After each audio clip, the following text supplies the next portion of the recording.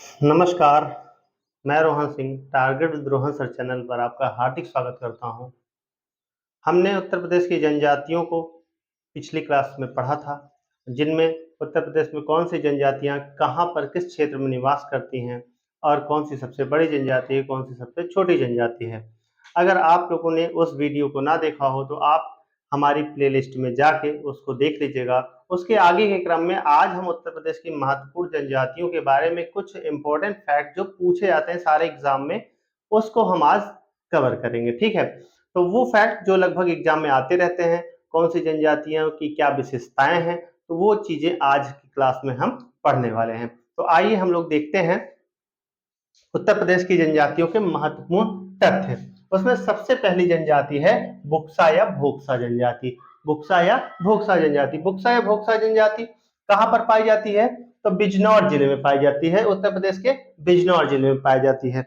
ये कहा जाता है कि कभी ये मराठों के द्वारा भगाए गए थे और ये आकर उत्तर प्रदेश में बिजनौर जिले में निवास करने लगे। ठीक है, तो इनका संबंध राजपूत घराने से है। किस राजपूत घराने से है? तो पतवार या पोटवार राजपूत घराने से बुक्सा या भोक्सा जनजाति का संबंध है। ठीक है, बुक्सा या भोक्सा जनजाति के लोग, बुक्सा या भोक्सा जनजाति के लोगों का कद और आंखें छोटी होती हैं तथा इनकी पलकें भारी होती हैं, चेहरा चौड़ा एवं नाक चपटी होती है। ठीक है, तो ये आप ध्यान दीजिएगा। उत्तर प्रदेश के ये बोक्सा जनजाति के कुछ जो है उनकी जो शारीरिक विशेषताएं हैं, उन शारीरिक विशेषताओं में आपकी सबसे बड़ी शारीरिक विशेषता है कि कद उनका कैसा होता है? छोटा होता है। ठीक है, पलकें झुकी हुई होती हैं और उसके अलावा जो है इनका चेहरा चौड़ा होता है। ठीक है, अब आगे चलते हैं। बुक्सा या भोक्सा जनजाति का परिवार कैसा होता है? तो संयुक्त परिवार होता है इनका। कैसा परिवार होता है? संयुक्त परिवार होता है और संयुक्त परिवार के साथ पितृसत्तात्मक व्यवस्था होती है। कैसी व्यवस्था होती है? पितृसत्तात्मक व्यवस्था होती है। अर्थव्यवस्था का मुख्य आधार क्या है? कृषि है। बुक्सा या भोक्सा जनजाति की अर्थव्यवस्था का मुख्य आधार क्या है? कृषि है। ठीक है, वैसे तो बुक्सा या भोक्सा जनजाति के लोग हिंदू धर्म का पालन करते हैं, हिंदू धर्म को मानते हैं, तो उसके उनके जो है वो विभिन्न देवताओं को शिव, काली, कृष्ण, राम आदि की भी पूजा करते हैं। लेकिन इसके अलावा इनका जो सबसे बड़ी देवी है वो काशीपुर में जो चामुंडा देवी है, काशीपुर की जो चामुंडा देवी है, ये बुक्सा या भोक्सा जनजाति की सबसे बड़ी देवी मानी जाती है। ठीक है, तो सबसे बड़ी देवी कौन सी है? चामुंडा देवी। इसके अलावा भी ये लोग शिव, दुर्गा, राम, कृष्ण आदि की भी पूजा करते हैं। ठीक है, तो ये रहा उत्तर प्रदेश की बुक्सा या भोक्सा जनजाति के बारे में कुछ महत्वपूर्ण फैक्ट। सबसे पहले आप ये ध्यान दीजिएगा कि बिजनौर जिले में ये पाई जाती है। ठीक है, आगे चलते हैं। माहीगीर जनजाति, अगली जो जनजाति है आपकी माहीगीर जनजाति, ये भी बिजनौर जिले में पाई जाती है। कहां पाई जाती है? बिजनौर जिले में पाई जाती है। इस्लाम धर्म के अनुयायी हैं। आपसे क्वेश्चन पूछा जाता है कि जैसे आपसे क्वेश्चन ये पूछ लिया जाता है कि निम्नलिखित में से कौन सी जनजाति हिंदू धर्म के अनुयायी नहीं है, तो उसका आपके ऑप्शन इस तरीके से होंगे: बोक्सा, थारू, जौनसारी या माहीगीर। तो आप आंसर क्या देंगे? माहीगीर जनजाति। तो माहीगीर जनजाति किस धर्म का पालन करती है? इस्लाम धर्म का पालन करती है। ठीक है, आगे चलते हैं।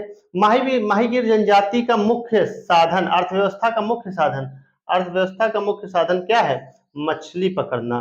क्या है? मछली पकड़ना। ठीक है, तो ये माहीगीर जनजाति के बारे में कुछ इंपॉर्टेंट फैक्ट हैं जो एग्जाम में पूछे जा सकते हैं। सबसे ज्यादा इंपॉर्टेंट है कि ये इस्लाम धर्म के अनुयायी हैं। ठीक है, आगे चलते हैं। अगली जो जनजाति है खरवार या खैरवार जनजाति।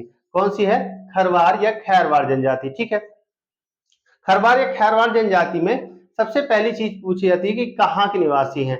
तो ये लगभग सोनभद्र, मिर्जापुर, गाजीपुर, बलिया आदि क्षेत्रों में ये निवास करते हैं। आदि जिलों में ये निवास करते हैं, मुख्यतः सोनभद्र में। आप ध्यान दीजिएगा, सोनभद्र और मिर्जापुर। ठीक, चलिए आगे चलते हैं। ये हिंदू धर्म का पालन करते हैं। कैसी जनजाति है? हिंदू। ठीक है, और इसके अलावा इनके कुछ देवता हैं। कुछ देवताओं में मेन शिव, हनुमान, दुर्गा, इनकी भी पूजा करते हैं। इसके अलावा कुछ इनके प्रमुख देवता हैं जो निम्न है: बंसंती, ध्यान दीजिएगा, बंसंती है, दूल्हा देव। कौन सा? दूल्हा देव। तो ये आपसे क्वेश्चन पूछा जा सकता है कि दूल्हा देव निम्नलिखित में से किस जनजाति के देवता है, ठीक है। घमसान, गोरैया इत्यादि इनके प्रमुख देवता हैं। इनके अलावा भी ये नाग देवता की भी पूजा करते हैं, ठीक है। सबसे महत्वपूर्ण जो क्वेश्चन पूछा जाता है कि कर्मा नृत्य किस जनजाति के द्वारा किया जाता है, तो खरवार या खैरवार जनजाति के द्वारा किया जाता है, जो कि मिर्जापुर और सोनभद्र में होता है, ठीक है। तो ये खरवार और खैरवार जनजाति रही, ठीक है। इसमें मुख्यतः आप याद रखिएगा हिंदू धर्म का पालन करते हैं। इनके देवताओं का नाम याद रखिएगा, शिव, हनुमान, दुर्गा तो आप जानते ही हैं। इसके अलावा बंसंती, दूल्हा देव, घमसान, गोरैया इत्यादि प्रमुख देवता है, ठीक है। आगे चलते हैं। अगली जो जनजाति है थारू जनजाति, ये बहुत ही महत्वपूर्ण जनजाति है, ठीक है। आगे चलते हैं थारू जनजाति। थारू जनजाति, सबसे पहले ये प्रश्न आता है कि ये लोग मूल निवासी कहाँ के हैं। तो कुछ लोग कहते हैं, कुछ विद्वान मानते हैं कि थारू जनजाति राजस्थान के थार मरुस्थल में निवास करती थी, जो बाद में वहां से छोड़कर कहां चली आई, यहां पर आई। इसीलिए इनको क्या कहते हैं, थारू जनजाति कहते हैं। किस वंश से संबंधित है, इनका जो वंश है किरात वंश है। कौन सा वंश है, किरात वंश है, ठीक है। इनका निवास स्थान उत्तर प्रदेश के तराई क्षेत्र में, मुख्य निवास स्थान कहाँ है, उत्तर प्रदेश के तराई क्षेत्र में ये निवास करते हैं, ठीक है। थारू लोग का परिवार कैसा होता है, संयुक्त परिवार होता है। कैसा परिवार होता है, संयुक्त परिवार में रहते हैं और मात्र सत्तात्मक परिवार है। कैसा परिवार है, मात्र सत्तात्मक परिवार है। जहां बुक्सा या भोक्सा जनजाति पितृ सत्तात्मक परिवार के हैं, वहीं थारू जनजाति मात्र सत्तात्मक होती है। कैसी होती है, मात्र सत्तात्मक होती है। ये क्वेश्चन आपसे बहुत ज्यादा पूछा जाता है कि निम्नलिखित में से कौन सी जनजाति मात्र सत्तात्मक है, जिनमें थारू जनजाति सबसे प्रमुख है। आप ध्यान दीजिएगा, ठीक है। थारू जनजाति के यहाँ बदला विवाह की प्रथा है। बदला विवाह ये क्या होता है भाई, बदला विवाह मतलब आपका विवाह जिस घर से होगा, जिस घर की लड़की से होगा, उस घर में आपकी घर की लड़की का भी ब्याह होगा। मतलब आप वहां से ब्याह करके लाएंगे तो अपने यहां से ब्याह करके भेजेंगे भी। तो ये कैसी प्रथा है, बदला प्रथा। मतलब एक लड़की को ब्याह करके लाएंगे तो दूसरे अपने घर की लड़की को उनके यहाँ ब्याह करेंगे, ठीक है। ये बदला प्रथा किस जनजाति में है, तो थारू जनजाति में, ठीक है। आगे चलते हैं। बिना दहेज के विवाह करते हैं। ये कैसे विवाह करते हैं, बिना दहेज के, दहेज नहीं लेते हैं। और ये अक्सर करते क्या है कि जो अपना निमंत्रण करते हैं उसमें दोनों पक्ष के लोग आधा आधा शेयर करके और जो है अपना निमंत्रण जो भी कुछ इनविटेशन में अपना खर्च करते हैं वो कर देते हैं, ठीक है। आगे चलते हैं। ये हिंदू धर्म को मानते हैं।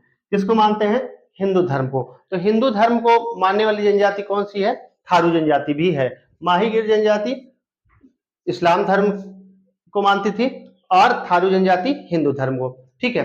हिंदू त्योहार मनाते हैं, ये हिंदू त्योहार मनाते हैं जिनमें इनका सबसे ज्यादा किस त्योहार को मनाते हैं, दीपावली, तो सॉरी दीपावली कह रहे हैं, होली। होली को बड़ा धूमधाम से मनाते हैं। तो थारू जनजाति के लोग होली को कैसे मनाते हैं, बहुत धूमधाम से मनाते हैं। आगे चलते हैं।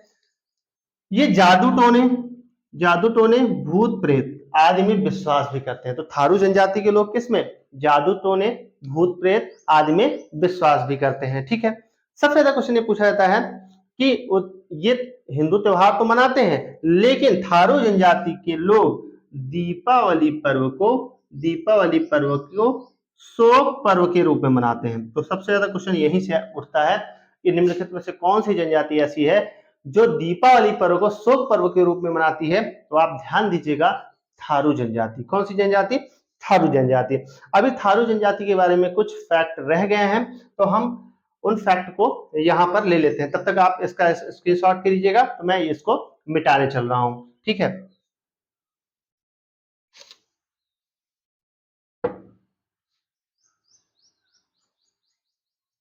ठीक, ये बुक्सा है भुक्सा थोड़ा सा मिटाऊंगा।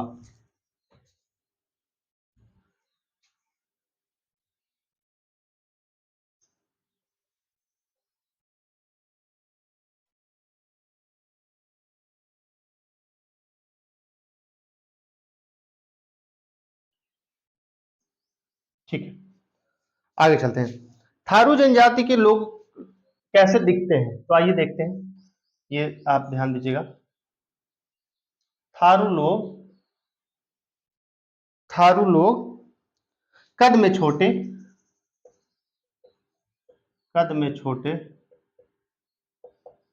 और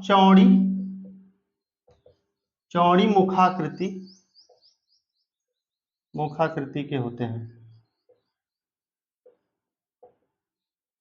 इनका रंग कैसा होता है चमड़ी का? इनका पीला होता है, रंग पीला होता है। ठीक है, तो कैसे होते हैं? कद में छोटे, चौड़ी मुखाकृति के लोग होते हैं, और रंग इनका कैसा होता है? पीला होता है। ठीक है, आगे चलते हैं। थारू जनजाति के बारे में अगला फैक्ट। थारू जनजाति की शिक्षा के लिए उत्तर प्रदेश सरकार ने लखीमपुर खीरी में एक महाविद्यालय की स्थापना की है। ठीक है, तो आगे चलते हैं। थारू जनजाति की शिक्षा के लिए उत्तर प्रदेश सरकार ने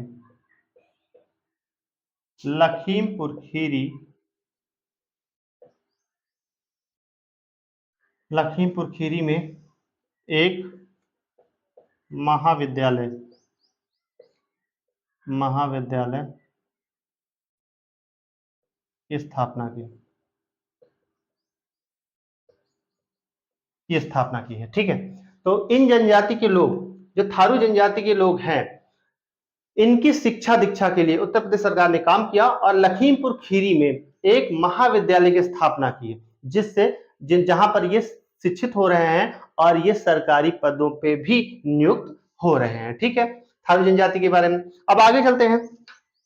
थारू जनजाति के बारे में कुछ फैक्ट और है, तो आइए हम उनको भी देख लेते हैं इसी समय। एक फैक्ट है, थारू जनजाति के लोगों के लिए उत्तर प्रदेश सरकार ने थारू विकास परियोजना का आरंभ किया।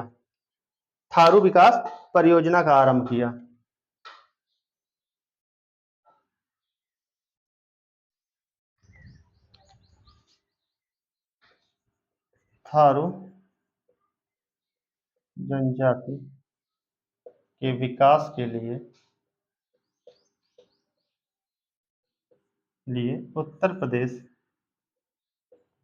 सरकार ने थारू विकास परियोजना, एक मिनट रुकिएगा, इसको भी मिटाना पड़ेगा। थारू विकास परियोजना 2 अक्टूबर 1980 को शुरू की। 2 अक्टूबर 1980 को प्रारंभ किया। ठीक, तो ये थारू जनजाति के बारे में कुछ और फैक्ट है। थारू जनजाति के विकास के लिए उत्तर प्रदेश सरकार ने किस परियोजना का? थारू विकास परियोजना की शुरुआत की। कब? 2 अक्टूबर 1980 में। ठीक है, ये रहा थारू जनजाति। एक जनजाति आपकी और रुकती है, जौनसारी, वो भी मैं अभी इसी वक्त आपका पूर्ण कर दे रहा हूं।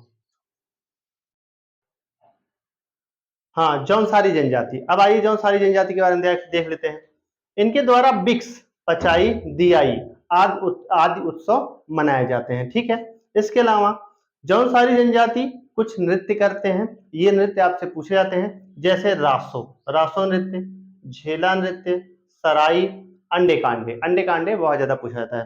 तो अंडे कांडे, झेला, सराई, रासो आदि नृत्य जौनसारी जनजाति के द्वारा किया जाता है।